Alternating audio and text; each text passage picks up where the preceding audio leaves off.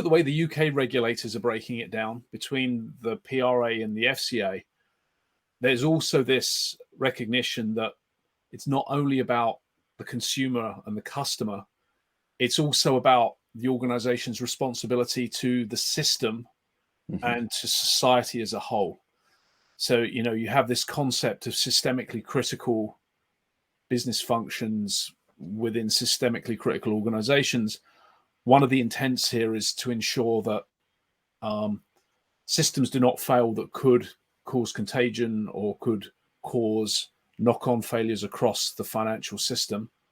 I think that's very important to think about the two sides. So the customer and the consumer-facing functions within the business, and also everything the business needs to continue to operate within the financial system for finance.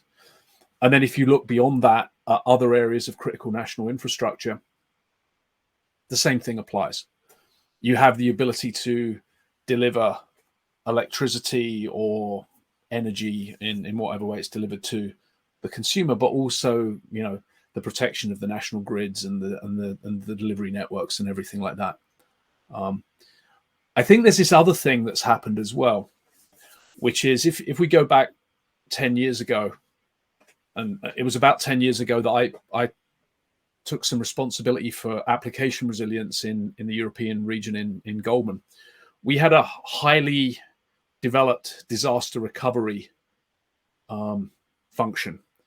And what that would do is would look at some fairly narrowly defined disaster scenarios and put plans in place to allow us to recover from them.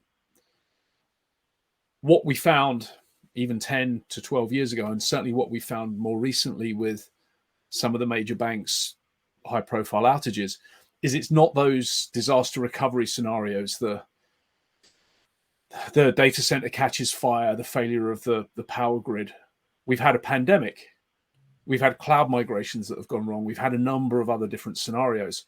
So there's a recognition that we need to be more flexible and more resilient than just planning for specific recovery scenarios.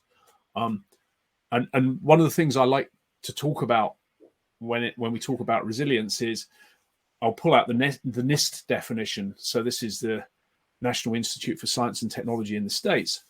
And they define this as the ability to anticipate, withstand, recover from, and adapt to, and I'll add to it, severe but plausible scenarios. So if you look at that, there's a recovery piece, but actually part of resilience is enabling organizations to anticipate and to avoid and to operate with a level of quality and accuracy that means that some of the failures that we've seen are less likely to occur. So I think resilience has become a much larger thing than our typical business continuity practices would think about.